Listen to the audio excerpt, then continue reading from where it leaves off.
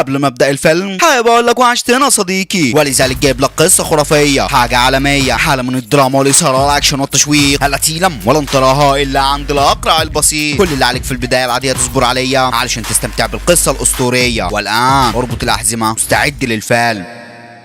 وبيبدا الفيلم بالهان اللي بيكون فيها الشعب هيجان قدام اسم الشرطه. المذيع بيقول مش معقول اللي حاصل، لازم البلد تنضف من المجرمين اللي زي الضابط ارجان. التانيه بتقول اذا الضابط اللي بيحقق مع ارجان قدم كل الادله النهارده، المحكمه هتحكم على ارجان برضه النهارده. ولكن الصحفي التالت بيقول وسع يد منك ليه؟ انا عايز اسال سؤال واحد للشعب، ازاي ضابط زي ده لما مجرمين على عدد شعره كل واحد فيكم ورماهم في السجن يعمل جريمه زي دي؟ مستحيل، اكيد في حاجه غلط بتحصل. ارجان بيخش جوه والضابط بيقول للقاضي ازاي يا فندم؟ ضابط شرطه معروف انه نضيف يعمل جريمه زي دي، لما مواطن عادي بيعمل جريمه زي دي بياخد عقابه اللي يستحقه وبيتلمس له العذر لانه مش فاهم قانون. فما بالك بقى من ضابط شرطه شاطر وعارف شغله وفاهم قانون يعمل جريمه زي دي؟ انا هعمل المستحيل علشان اجمع الادله اللي بيها ياخد العقاب اللي يناسبه. هتسيبني بس اسبوعين يا فندم وكل الادله هتكون عند حضرتك، ولكن طول الفتره دي مش هينفع يتحبس في سجن عادي، لازم يروح وسط اكبر مجرمين في السجن المركزي. ولكن خلينا نرجع شويه بالزمن يا صديقي. هو بالتحديد اما الست دي بتقول للضابط بنتي كان عندها 9 شهور، عملت ايه علشان يخطفها مجرم زي ده؟ بنرجع تاني للحاضر وارجون بياخدوها على السجن المركزي. بيصحى من النوم وهو بيروح ياخد فطاره، وهو في الطابور مجرم بيسحب سكينه وبيكون خلاص هيضربه، ولكن الشخص ده بيقول له انت بتعمل ايه؟ لا عايز تقتله علشان جابك هنا؟ تعالى معايا يا ارجون. بيخش معاه جوه بيقول له خد خلي دي معاك هتحتاجها. بتدخن سجاير؟ بيقول له لا ما بشربش. بيقول له يا اخي باين عليك محترم. طيب ليه ظابط محترم وشاطر في شغله زيك يخش سجن زي ده؟ بيبدا يحكي له القصه، وتحديدا لما كان في العربيه وهو واخدها كسح مسح في الغابه وبينزل منها، بيرمي اكل للنسر بتاعه، وها هو الوحش العنيف الولد المخيف البطل التي بقدراته هيكذب النهارده كتير. ارجان بيخلص اكل النسر وبيفتح باب العربيه، بيخرج واحد من ضحاياه، بيعلقه واحده من رجالته بتتصل بيه بتقول له انت فين يا باشا؟ عايزينك في القسم. بيقول لها مش فاضي. معلق واحد وبخلص عليه. بتقول له ما تهزرش يا باشا. بيقول لها انجزي عايزه ايه؟ بتقول له عايزينك علشان انت اتنقلت من هنا هتروح اسم جديد. بيقول لها خلصانه ماشي. بيخلص على الشخص ده بكل برود دم، وطبعا مش هتشوف المنظر حفظا على سلامتك يا صديقي. بيشغل الراديو وبيستنى ضحيته تتصفى. بيخلص وبيرجع تاني، بينزل من العربيه وبيقلع النضاره، بس هنا عينيه سودا، وهو بيخلص على ضحيته كانت عينيه خضرا. مش مشكله كلها الوان ربنا يا صديقي. المهم بيروح للقائد بتاعه بيقول له كده اتاخر في اول يوم ليك في مكانك الجديد. بيخش بيه القسم وبيقول لهم يا رجاله ده رئيسكم الجديد الضابط ارجان. بيخش على مكتبه وبيفتح الشباك، فرشه بتخش وراه وبتقول له ازيك يا فندم انا فرشه وده زميلي ديوكار. كار بيفضل يهز في رجليه بيقول له فعلا ليه بتهز في رجليك؟ روشتني اكتر ما انا مروش. بيقول له انا اسف يا فندم. وهوب واحد من الرجاله بيقول له في جريمه في الغابه يا فندم. بياخد القوه وبيروح على هناك، بيلاقي المعمل الجنائي لف في المكان وهو بيدور على اي ادله سابها المجرم. بيبص على المجني عليه بيلاقيه متعلق يا صديقي، هي نفس الضحيه اللي هو مخلص عليها. واحد من الشرطيين بيقول له ما سابش وراه اي دليل يا فندم، حتى علم كاوتش العربيه خفيف، خفاه بحاجه كان رابطها في العربيه. بيقول له مجرم ذكي. بيخش على الجثه بيفضل يقلب فيها، بيقول له حتى الطعنات متنظمه، وقالب ضحيته علشان يعرف يشرح فيه براحته. ديوكار بيقول له هو قلبه علشان يقتله ويمشي صح؟ بيقول له بالعكس قتله وقعد ولع سيجاره واستناه يخلص وماشي. فرشه بتقول له بس احنا قدها وهنعرف مين اللي عملها يا فندم. بيقول لها ده في المشمش، القضيه دي قدامها سنتين علشان نعرف مين هو المجرم،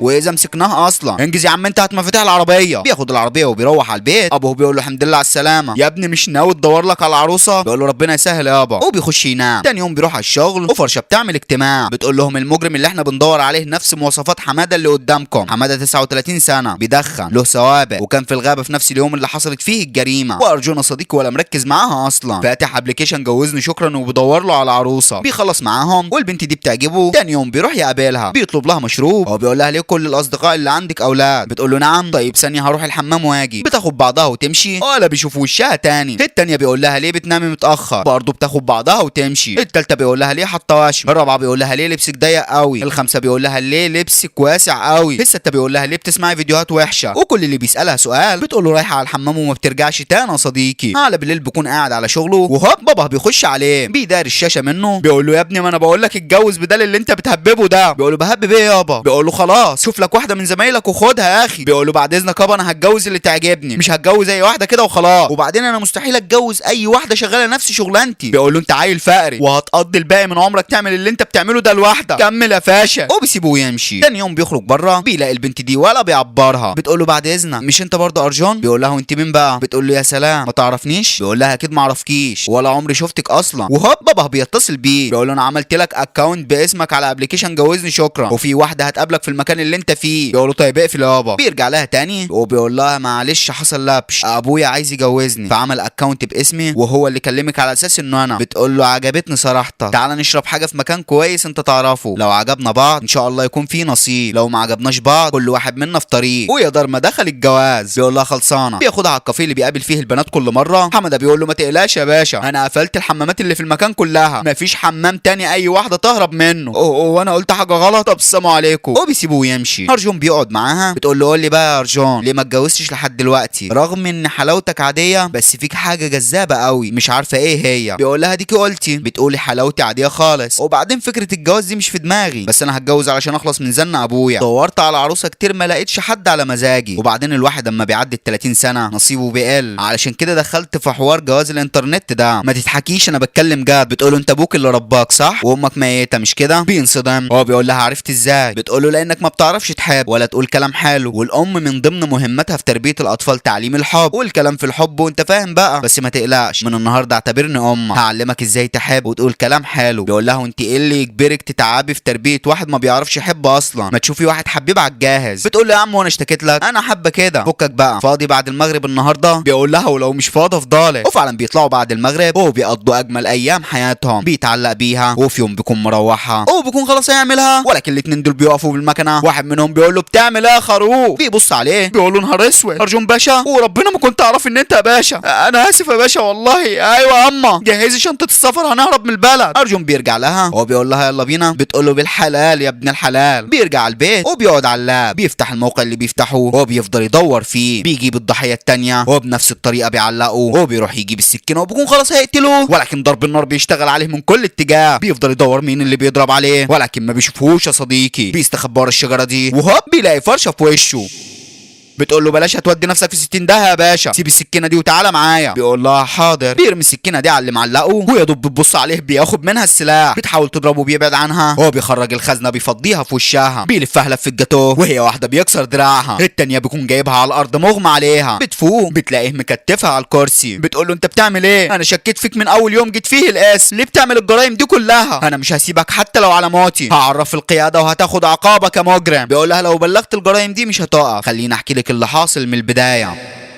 من سنة فاتت شاف جريمة وضحيتها متعلقة نفس التعليقة اللي بيعلقها لضحاياه، ولكن المجرم ده كان واخد كل أعضاء الضحية. مساعده بيقول له مفيش أي بصمات يا فندم. بيقول له أكيد الشخص ده جه هنا بعربية، شوف لي علام الكاوتشات بتاعت عربيته. بيقول له مفيش برضه يا فندم لأن التلج نزل غطى عليها. بيقول له محسسني إن العربية كيلو ولا 2، أكيد هتلاقي أثر الكاوتشات على الطين اللي تحت التلج. بيقول له برضه دي هنوصل لها إزاي يا فندم؟ طبقة التلج كبيرة قوي. بيقول له هات أنبوبة جاز وسيحه، وفعلا بيجيب فريق وبيفضلوا يسيحوا في التلج. أخيرا بيلاقوا علامات لكاوتش عربية. أرجون بيعرف نوع العربية وهو بيفضل يدور في المنطقة كلها، بيدور في بيت في المنطقة لحد ما بيوصل البيت ده. بيفضل يدور لحد ما بيخرج له كريشنا بالسطور. بيقول له في ايه يا باشا؟ بيقول له انت شغال ايه؟ بيقول له احنا جزارين يا باشا. بيلف حوالين البيت بيلاقي كاوتشات نفس مقاس الكاوتشات اللي لقى اثرهم في مكان الجريمة قدامه. بياخد باسبور كريشنا ويا دوب بيفتحه، الشخص ده بيخش جوه بيترعب وبيرجع خطوتين لورا. ارجون بيقول لرجالته امسكوه، واحد بيمسكوه ولكن بيخرج الطبنجة وبيضربه في دراعه. بياخدها جري لبره وارجون بياخدها جري وراه. بيخش المذبح وهي واحده على الطائر بيجيبه على الارض، ما بيكونش لوحده، رجالته بيتلموا عليه من كل اتجاه. تفتكر ان ده هيفرق معاه؟ قولها معاه صديقي، لا والله اللي بيقرب منه بيهفه، وحماده يا دوب بيحفه، هي واحده على الارض بيلفه. ابلع على اللي بعده، انا هساعده. بيكسر عظمه ما بيرحمش حد فيهم. بطوله صديقي بيكون قادر عليهم، بيكسر عظمهم وبيسحب المجرم اللي عملها على السجن. بيروح يحقق معاه. رئيسته بتقول له ايه اللي عملته ده يا ارجون؟ تضرب 5 ضرب غبي زي ده كانوا هيموتوا في المستشفى. بيقول لها ما هم كانوا عايزين يضربوني علشان زميلهم المجرم، عايزين اسيبهم يعني؟ بيخش على المجرم بيقول له بص قبل ما نتكلم لازم اكسر لك دراعك. بيكسر له دراعه. بيقول له انت بقى مين اللي مشغلك؟ مين تجار الاعضاء دول؟ انت يالا احسن لك اتكلم. ما بيتكلمش. بيقول لرجالته هاتوا لي ايديه التانيه. واحد من الشرطيين بيقول له يا ريس لقينا الفيديو ده على تليفونه. بيشوف الفيديو بيكون مصور كل اللي عمله في الشخص اللي قتله بالتفصيل يا صديقي، وطبعا مش هتشوف ده حفظا على سلامتك يا صديقي. بيسيبه وبيروح على مكتبه وبيفتح الاخبار. واحد من رجالته بيخش عليه بيقول له المجرم المجرم ده مش راضي يتكلم خالص يا فندم، ولا راضي يقول شغال لحساب مين. ايه ده؟ هي في جريمه حصلت تاني؟ بيقول له بالظبط نفس اللي عمله المجرم اللي عندنا عمله مجرم تاني في بهار. اتصل لي بالظابط اللي ماسك القضيه وشوف مسك المجرم اللي عملها ده ولا لا. بيقول له امرك يا فندم. بيطلعوا قدام المجرم التاني من كتر الضغط عليه علشان يعترف بيغمى عليه. الرجاله بيفضلوا يفوقوا فيه. هو مساعد ارجون بيقول له بس مش غريبه يا باشا، اتنين يعملوا نفس الجريمه بنفس الطريقه في وقت واحد، اكيد دي مش صدفه. انا كلمت الظابط اللي في بيهار ما بيردش عليا. بيقول له انا هروح بيهار وهعرف ايه اللي حاصل. بيروح على بيهار وبيخش القاس. بيقول له الظابط ليه ما بتردش علينا؟ بيقول له كنت مشغول في القضيه اللي معايا يا فندم، انا مسكت المجرم وجوه اهو. بيبص على المجرم بيلاقيه قاعد ولا كانه عامل اي حاجه. الظابط بيجيب لارجون كل حاجته. بيفتح الكاميرا دي بيلاقيه مصور الجريمه اللي عملها بكل تفصيله فيها. بيفتح الصندوق بيلاقي فيها اعضاء وبرضه مش هتشوف ده. خايف عليك من المناظر يا صديقي. طبعا انت تقول ما تخافش يا ميخا، انا قلبي حديد، اعمل حساب غيرك يا صديقي، لازم نحس ببعض. المهم يقول للمساعد بتاعه يبقى المجرم ده والتاني شغالين في نفس العصابه،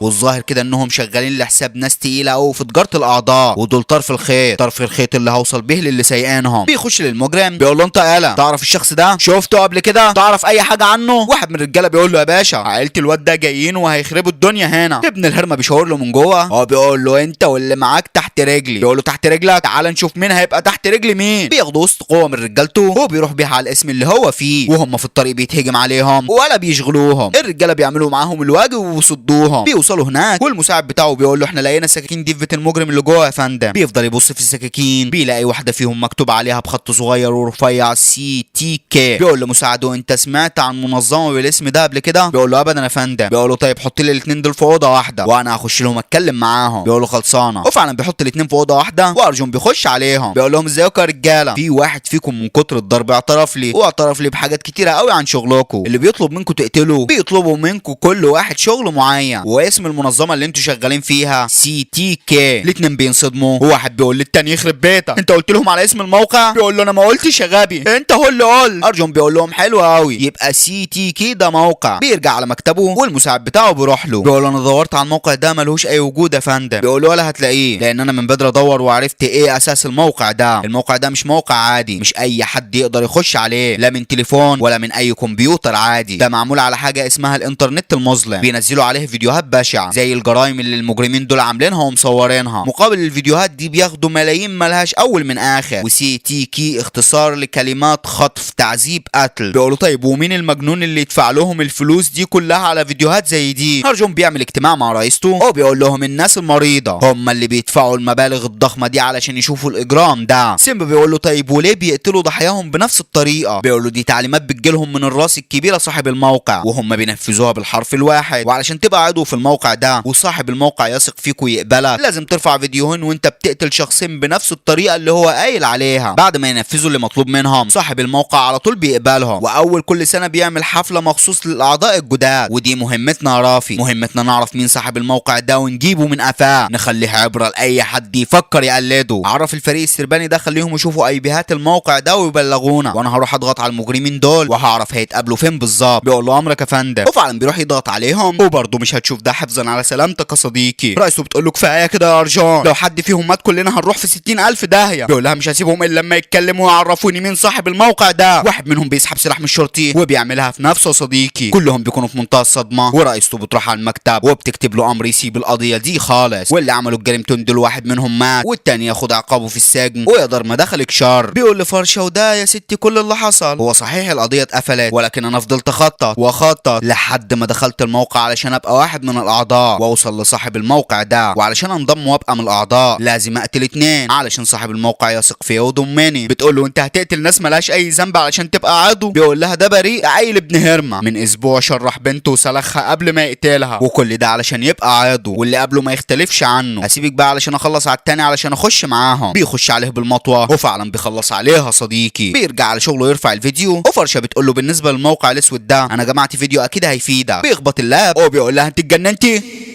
هو انا علشان حكيت لك هتتدخلي في الموضوع؟ لو حد قفشنا هنروح في 60,000 داهيه. بتقول لهم هو انا مش غبيه للدرجه دي، انا عارفه بعمل ايه كويس، مش علشان بنت مش هتثق فيا ولا في قدراتي. بيقول لها سلام، هات اللي عندك. بتقول له ده فيديو متصور في جيبور، انا رحت شفت المجني عليها من اسبوع، انا كنت بحقق في القضيه دي بنفسي ولكن ما عرفناش نوصل للمجرم. بيقول لها ايوه يعني وهيفيد بايه؟ ما هو خلاص قتلها. بتقول له لا هو منزل فيديو واحد، وانت بتقول علشان صاحب الموقع يثق في الاعضاء لازم ينزل فيديوهين على الاقل، يعني هو لسه هيقتل حد تاني. بيقول لها بالظبط، يعني لسه في ايدينا نقبض عليه وننقذ الضحيه التانيه. بتقول له بالظبط. بيروح لظابط في اسم جيبور وبيوريه الفيديو. بيقول له الشخص ده لابس نفس اللبس اللي بيلبسوه في البنزينه. بيقول له حلو قوي، هندور بقى في البنزينات اللي في جيبور كلها. وفعلا بيشتغلوا شغل من نار، وهو معاهم صديقي ما بيسيبهمش، بيدوروا على المجرم ده ليل نهار، حتى الناس في الشارع بيسالوها. على بالليل بيكون خارج بره بيلاقي حبيبته في وشه. بيقول لها ايه اللي جابك هنا؟ بتقول له جيت علشانك. بيقول لها جيت المسافه دي كلها علشاني؟ بتقول له جبت لك الفلاشه دي، شوف اللي فيها مش هتندم. بيفتح اللاب بيلاقيها جايبه له صوره امه معموله فيديو بالذكاء الاصطناعي. بتقول له ازيك يا ابني، وحشني قوي يا ارجان، خلي بالك من نفسك يا ابني، انا بحبك قوي يا ارجان. عينه بتدمع وفرشه بتتصل بيه، بيسيبها وبيقوم. فضلها بياخدها وبتفتح المتصفح بتاعه وبتشوف السجل بتاعه. بيرجع لها وبيقول لها معلش انا مضطر اسيبك ساعه وهرجع. بتقول له خلصانه. بيروح على البنزينه دي وبيوري صوره المجرم لكل العمال اللي هناك، وهوب الشخص ده بيخش عليهم بالعربيه. ارجون بيفضل باصص جوه العربيه ولكن ما بيكونش شايف حاجه، وهوب عربيه بتولع النور بتكشفه وهو جوه. بيكون هو الشخص اللي بيدور عليها صديقي. بيقرب منه ابن الهرمه بياخد بعضه ويهرب. ارجون بيركب عربيته وبياخدها جري وراه. بيقرب ناحيه الغابه وهوب واحد بيلف قدام ارجون بيقول له اتحرك يلا. بيتحرك وارجون بيفضل ماشي ولكن بيلاقي رجالته ناصبين كمين. بيقول لهم في عربيه سودا جيب لسه معديه من هنا. فرشه بتقول له لا يا فندم. بيقول لهم يبقى لسه ورا، خليكم هنا واي عربيه جيب ما تعديش. بيرجع جري بالكشاف اللي في ايديه لحد ما بيلاقي المدخل ده. بينور بالكشاف وبيفضل ماشي لحد ما بيلاقي العربيه. بيقرب منها وبيبص عند السواق ما بيلاقيش المجرم. بيفتح الباب اللي ورا بيلاقي الضحيه التانيه اللي كان جايبها يقتلها ولكن لسه عايشه. ويا دوب بيلف بيلاقي ابن الهرم خبطه بسكينه في جنبه. بيفتكر لما دخل الشرطه جديد والمدرب بيقول لهم اهم حاجه لو الخصم غزك بسكين في جنبك ما تخليهوش يشيل السكينه مهما كان التمن، لانه لو شال السكينه هتنزف وهيغمى عليه. بيمسك ايديه وبيلف صبعه وبينزل تخبيط في وشه. بيزنقه في العربيه وابن الهرمه كل همه يسحب السكين ولكن على مين؟ ده ارجون ابن المجانين. بينزل فيه تخبيط شمال في يمين ولكن ابن الهرمه بيفوق عليه. بيفضل يخبط فيه ولكن يسحب السكينه ده اللي مستحيل تشوفه عينيه. بيديله واحده DDT وبيرجع ورا ياخد الوضعيه. بيستعد ليه والمجرم بيخش عليه هيجان. هي واحده بيخلي جسمه وبيبعت مخه على اللومان. بيرجع ايديه وهي واحده شده اجزاء بسن الكف بيجيبه على الارض بالشفا مر. بيسيبه مرمي قدام العربيه وبيروح يطمن على البنت اللي جوه. بيفكها وبيطمن عليها وبيروح يركب العربيه علشان يدوسوا بيها ولكن بيلاقيه اختفى من قدامه. بينصدم وهوب ابن الهرمه بيسحب السكينه من جنبه. بيبدا ينزف وبيطب على الارض مغمى عليه. بيحطه في العربيه وبيتصل بشخص معين وبيقول له ما تقلقش انا كويس، لقيت افع في الطريق خلصت عليه واديني جاي. بيتحرك بيه. في الوقت ده صاحب الموقع بيخش على الاوضه السريه بتاعته. بيفتح الموقع وبيشوف مين الاعضاء الجداد اللي نفذوا اللي مطلوب منهم. بيقبل اللي نفذوا كاعضاء رسميين في الموقع وبيكون من ضمن الاعضاء دول مين؟ هو ارجون صديقي. وارجون في العربيه كان بيمثل انه مغمى عليه ولكن هو زي الفل رغم السكينه اللي واخدها في كليته.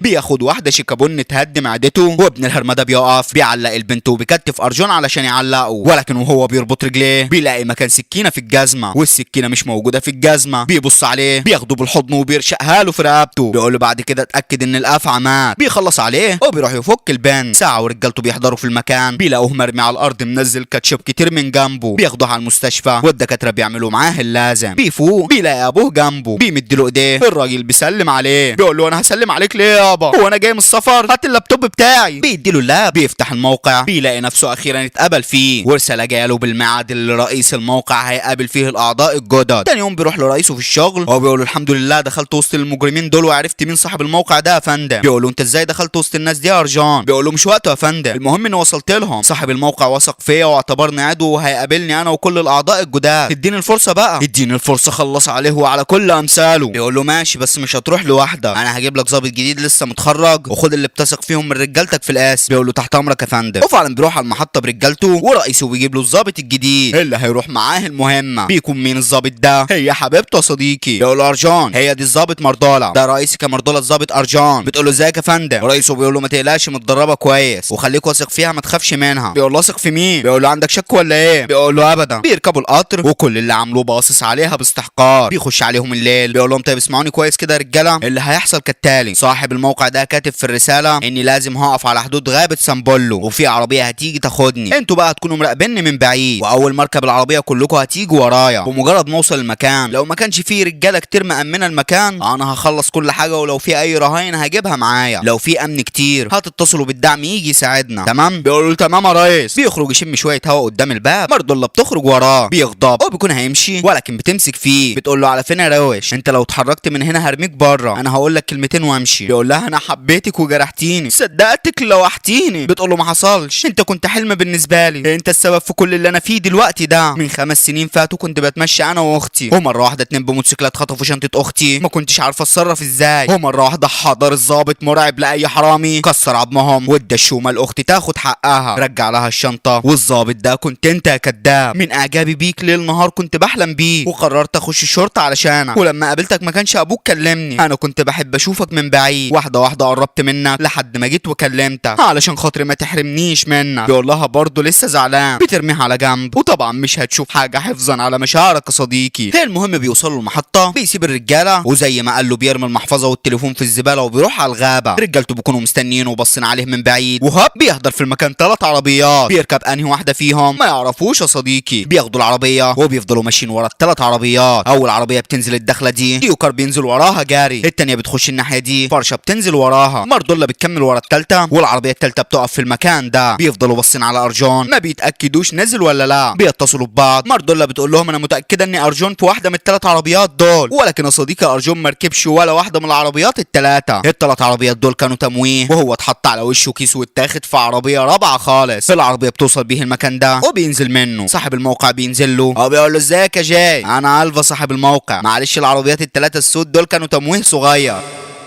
علشان لو في اي حد مراقبك انت فاهم يعني، تعالى ورايا. بياخده جوه، بيقول له ايه رايك في البيت القديم ده، احنا ساكنين فيه وبنلعب فيه، دي اوضه 5 وهرجع لك. ارجون بيخش جوه بيلاقي فوطه وبدله، هو مفيش اي حاجه تاني. في الوقت ده مردولا بتتصل برئيسهم، هو بتقول له يا ريس عايزين قوه، ارجون في 3 عربيات جم خدوه واحنا مش متاكدين في انهي واحده فيهم، ولكن اكيد في واحده من ال3 عربيات دول، لو ما لحقناهوش الصبح هيكونوا مخلصين عليه. بيقول لها هبعت لكم 3 قوات ما تقلقيش. في الوقت ده الفا بيرجع لارجون وبيقول له يلا تعالى، ارجون بيخرج لابس البدله ولا كانه النهارده فرح يا صديقي. بيقول له ايه الحلاوه دي كلها يا عم، بيقول له طول عمري بضحك على الناس بحلاوتي. بيقول له طيب يلا بينا. بيروح معاه والاعضاء الجداد كلهم بيكونوا لابسين نفس البدله، بياخدهم على الملعب. ارجون بيستغرب لان في 2 باسلحه نازلين تخبيط في بعض، واللي يقدر على التاني مبروك عليه حياته. المباراه بتخلص بمكسب واحد فيهم، والفا بيقول لهم رحبوا معايا بالاعضاء الجداد، بيحيوهم. بيقول لارجون اختار حبل من دول واقطعه، بيخش يقطع حبل، بيقول اللي بعده خش اقطع حبل، واللي بعده بيقطع حبل، واللي بعده بيقطع حبل. الفا بيقول لهم الناس فاكرانا مجانين واحنا بالطول والعرض عايشين، اول ضحيه لحفلتنا النهارده اللي معمول علشان الاعضاء الجداد، قطعوا الحبل اللي رابطها. اخر حبل بيفلت، البنت دراعها بيتفصل عن جسمها. ارجون بيكون في منتهى الصدمه، والفا وكل الاعضاء بيكونوا في منتهى السعاده. الفا بيرجع لهم الضحكه ماليه وشه، وارجون بيعدل وشه، والفا بيقول لهم انزلوا استمتعوا تحت، الليله ليلتكم يا عرسان. بينزلوا وسط الناس، ولكن ارجون بيهرب من وسط الناس، بيروح يدور على خباياهم، وبينزل المكان ده بيلاقي اوضه مليانه اقفاص، بيبص تحت بيلاقي خشبه، بيرفعها وبينزل تحت بيلاقي اوضه تانيه برضه فيها اقفاص، ولكن الاقفاص دي بيكون فيها ناس مخطوفه من اهاليهم، والشرطه بتدور عليهم علشان ترجعهم لاهاليهم مش لاقيينهم. واحده منهم بتقول له خلاص جيتوا علشان تقتلونا، بيقول لها محدش هيمس شعره مني. بيسيبها وبيكمل لفوق، بيلاقي امن بيستخبى منه، بيكمل بيلاقي السيرفرات اللي مشغلين عليها الموقع، بيفتح التلاجه دي بيلاقيها مليانه اعضاء، وهوب الفا بيخش المكان. ارجون بيستخبى منه، ومره واحده المساعد بتاعه بيبص في الباب، ولكن الازاز من بره بيكون مرايه صديقي. بيفضل يبص على نفسه، ارجون بيطمن، والفا بيخلص اللي بيعمله وبيخرج. ارجون بيخرج وراه، هو بيحاول يفتح الموقع ولكن بيكون عايز باسورد. بيمسك اللاسلكي بيحط كود الشرطه، ولكن اللاسلكي ما بيلقطش، بيقطع سلكه الاشاره وبياخدها منه وبيخرج بره. بيروح عند العربيه دي، هو بيخش فيها وبياخد شريحه الكاسيت، وهوب بيلاقي الكلاب جم بره، بيرمي حته فبر من الكاسيت بعيد، بيروحوا جري عليها، بيخرج وبيطلع على اوضته وبيخترع جهاز الشبكه ده. في الوقت ده القوات بتوصل على المواقع ال3 اللي فيهم رجالته، واول واحد ديوكر بياخد القوه اللي جات له، هو بيخش بيهم على البيت ولكن بيتكسر عظمه وبياخدوه معاهم. تاني قوه بتكون مع فرشه، بمجرد ما بيقربوا من البيت بيضرب عليهم نار ما بيعرفوش الضرب جاي منين، بيرجعوا تاني. وتالت قوه بتكون مع مردولا، كل واحد فيهم بيدور في جنب، وهوب 5 من العصابه بيخرجوا عليها. تفتكر ان ده هيفرق مع معاليها؟ لا والله، بتاخد الوضعيه ويا ويلو اللي يجي عليا ابلع على. بتكسر عظمهم واحد ورا التاني، وبصراحه الكذب فيه واقعيه، بتخلص عليهم واخر واحد بيكون خلاص هينهيها، ولكن بتخرج السلاح وهي واحده بتنهيه. في الوقت ده رجاله الفا بيجيبوا واحد من اللي خاطفينه وبيحطوه على الطاوله دي. الفا بيقول لهم يلا خلينا نشوف مين الفنان اللي هيقطعه بالصاروخ. اول واحد بيمسك الريموت بيجي بالصاروخ جنب ايديه، التاني بيقطع صوابعه، والكل بيكون في منتهى السعاده بيه. مش هتشوف يا صديقي، معلش مش هتشوف المناظر دي. المهم ارجون بيكون في منتهى الغضب، هو بيقول 5 4 3 2 1 بوم. انابيب المطبخ كلها بتنفجر فوق، هو اللي بيكون مفتحها يا صديقي. الفا بيطلع جري برجالته، بيلاقي ربع البيت مولع، بيقول لهم بتتفرجوا على ايه؟ يلا روحوا على الصاله. في الوقت ده رئيسهم بيقول لحبيبته وياك حد يتحرك من مكانه،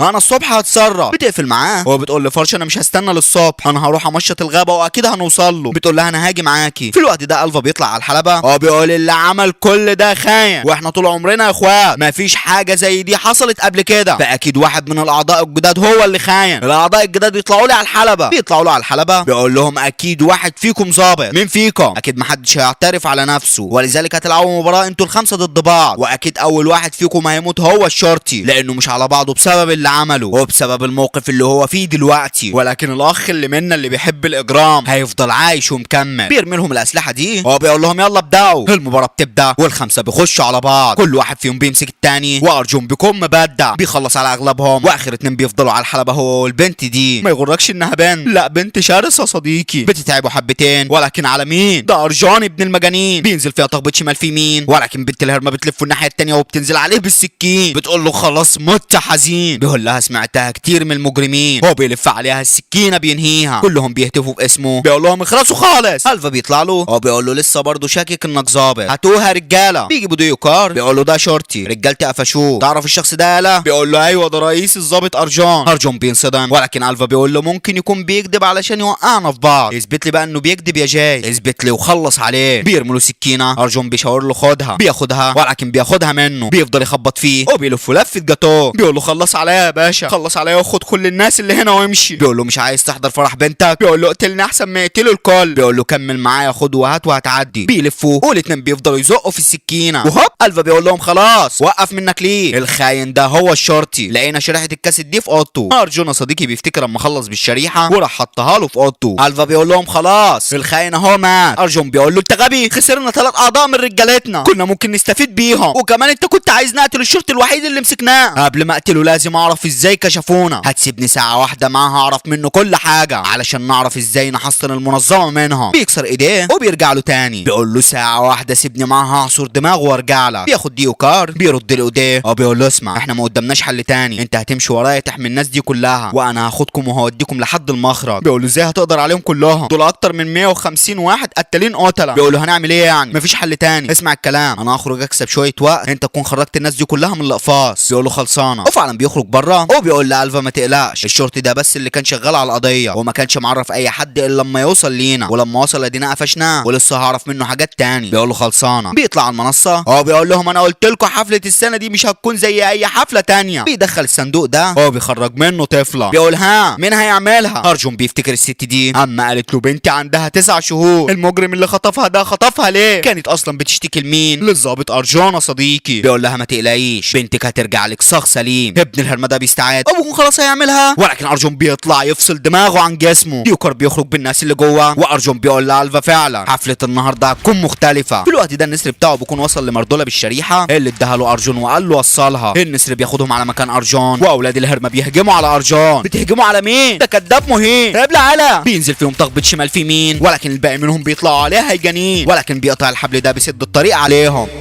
بيروح جري يحمي الناس اللي بتهرب، واولاد الهرمه بيخشوا عليه، بيشرح اول اتنين، بيكمل مع الناس والدنيا بتهدى خالص. وهوب حماده بيكون مستخبي ورا الحيطه بينهيه، بيكملوا اي حد بيقابله ما بيسميش عليه ابلع على. بيكمل مع الناس والاسلحه حواليه من كل اتجاه، مفيش غير يمد ايديه يمسك سلاحه ويخلص بيه. بيخلص على كتير منهم، ولكن اولاد الهرمه بيتكاتروا عليه، بيشرحوا ظهره، وواحد منهم بيغزه بسكينه في بطنه، ولكن برضه الكداب مكمل بكذبه. بالراحه يا عم، ده الواحد اما بيتصد في صبعه الصغير جسمه كله بينمل. المهم صديقي بيخلص على كل اللي في المكان، هو بيكمل بالناس لبره، بيوصلهم عند المخرج، هو بيقول له ديكر روح افتح الباب وخرجهم. بيحاول يكسر الباب ولكن ما بيقدرش يا صديقي. ارجون رغم الضرب اللي واخده ما بيتاثرش، ولكن الفا بيخبطه بالسيف في كتفه بيعجزه. بينزف كاتشب كتير قوي والكاتشب بيغرق هدومه. كاتشب كتير قوي يا صديقي، الفيلم ده صارف بس الكاتشب وشربات حوالي 50 مليون روبيا. المهم الفا بيدي السلاح لدراعه اليمين، هو بيقول له خلص عليه. ارجون بيضحك والكل بيستغرب، بيقول له وقفت ليه؟ اضرب يالا. وفعلا بيضرب ولكن مش هو، الباب بيتضرب. بيكون مين؟ الوحش المهين واستاذ الكدابين حموده. بيخش عليهم بالخرطوشه دي، لا بيعتمد كريشنا ولا سموده. ارجون بيقوم معاه والاتنين بيعملوا ميكس جباره ولده. الفا بيهرب ولكن ارجون بيروح وراه، بيكسر عظمه بكل غباء وبياخدوا واحده على الطاير بينزل بيه لتحت. ابن الهرمه بيمسك مردوله وبيكون خلاص هيخلص عليها، ولكن ارجون بيقول لها اطلبي مني الجواز. بتنزل على ركبتها وهي طلقه في كتفه بيبعده. القوه كلها بتتلم عليه وارجون بالكاتشب اللي ماليه واحده في دماغه من سلاحه بتنهيه. بيخلص القصه لصاحبنا اللي في السجن ده، بيقول له ايوه برضه ايه اللي دخلك السجن؟ بيقول له ما انا جاي لك في الكلام اهو. بعد ما بيخرج من المستشفى مردوله بتقول له طيب احنا خلصنا من صاحب الموقع، مين بقى اللي كان بياخد الاعضاء دي وصرفها؟ بيقول لها هرمو. بتقول له بس الشرطه قبضت عليه لانه كان بيتاجر في الاعضاء وكان معاه شركه ادويه مسمي الشركه دي، بس مش فاكره اسم الشركه دي ايه. بيقول لها كي تي سي. بتقول له بس ده هياخد كام سنه ويخرج يكمل في الشركه عادي وهيخلي حد تاني يشغل الموقع وبكده الجرايم هترجع تاني. ارجون بيضحك او بيقول لها مش هيلحق لان انا هخش له السجن، وفعلا بيكون دخل وهو اللي قدامه حكى له القصه كلها. صديقي هرمو بيكون في منتهى الصدمه، ما بيلحقش يطول لان ارجون بيكون نهيه خلص عليه بنفس السلاح اللي اداهوله.